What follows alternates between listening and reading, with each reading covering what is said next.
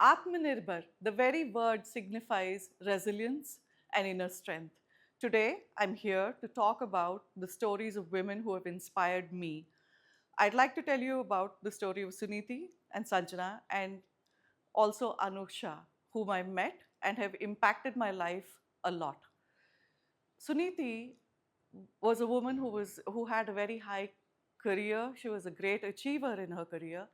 And at some point in time, she realized that she was all alone. That happened when her husband passed away and she found that she was an empty nester. So, with her children gone away for higher studies and her husband not there, she suddenly realized she lacked a social circle. With no social circle, she realized that she actually did not build the skills to be able to speak to people, to be able to have a community of her own. So she went out, and through travel, she got to a point of self discovery. She learned more about herself. She invested in learning about her style of speaking, whom she'd like to talk to. She learned a lot about her social self. And then she went out back to her community in Telangana and started helping women from the grassroots by empowering them in realizing who they are and what they'd like to do. Now, this has taught me a lot, and I'll come to what it has taught me in a bit. My second story is about Sanjana. Sanjana is a person from also from Hyderabad who was married off really early at the age of 18. And by the age of 30, she found that her husband was straying. When she questioned his infidelity, her parents, her in laws, and her entire support system told her that it's really common, that men will look out. And there's nothing you can do because as you age and as your children grow up, men will look out. And this broke her internally. So she went on a path of understanding who she is, began to do some level of self discovery, and she found that there was something that would give her strength.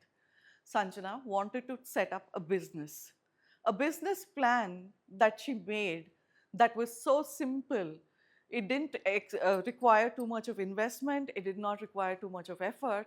And she presented this wonderful business plan to her parents in law and to her husband. Much to her surprise, she faced severe resistance.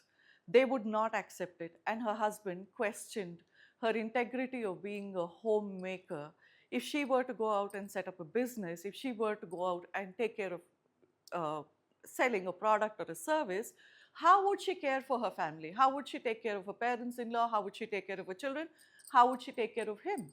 And it struck her that all this while she's been taking care of him despite his not really being faithful to her.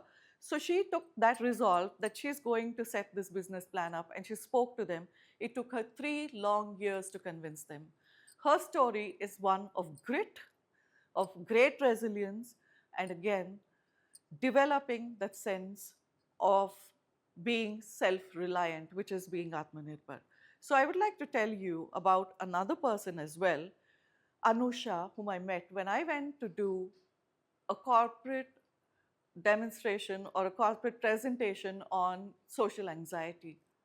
This girl sitting right at the back of my room raised her hand when I asked, "Do you have panic attacks?" And that was very, very brave of her.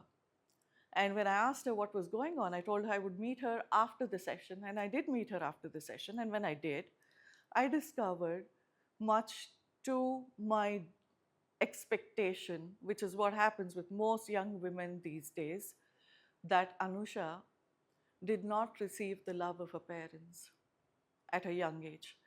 She started having panic attacks because she had this boyfriend who would physically abuse her. He used to beat her up. And so when I asked her if he was also sexually abusing her, she said no, she was very specific. She was like, he was only physically abusing me. And I said, you've got to now resolve this. And through a therapy method, I helped her to realize and to say to herself that she loves herself and that she does not require the love of a parent today because she is an adult. Because she's an adult, she can live with her own love. And because she's able to have that love, she's able to give out more love. This was what I had taught her. And I think a lot of women, we need to know, we need to be self reliant. We need to be able to build what we want to build. A lot of women give up on their personal dreams. A lot of women give up on their wishes and desires.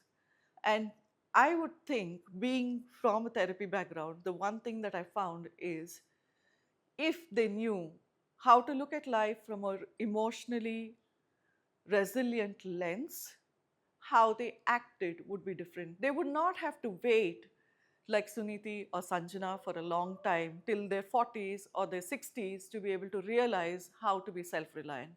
They would not have to face abuse like Anusha faced to be able to be in a good relationship, to be able to expect a natural, happy life. In my opinion, if we provide emotional support to women from a younger age, they will know how they can get better. They can live a better life. They will be able to negotiate better salaries. They will be able to negotiate a better dynamic within the family itself, and they will be able to bring up their children much better. So I would believe that today, when you look at the structure of society, when women are receiving a lot of help, so you name it, I mean, whether it's law, whether it is having to do with finances, there are NGOs that help women with microfinancing as well. But there is no structured psychological support available to them.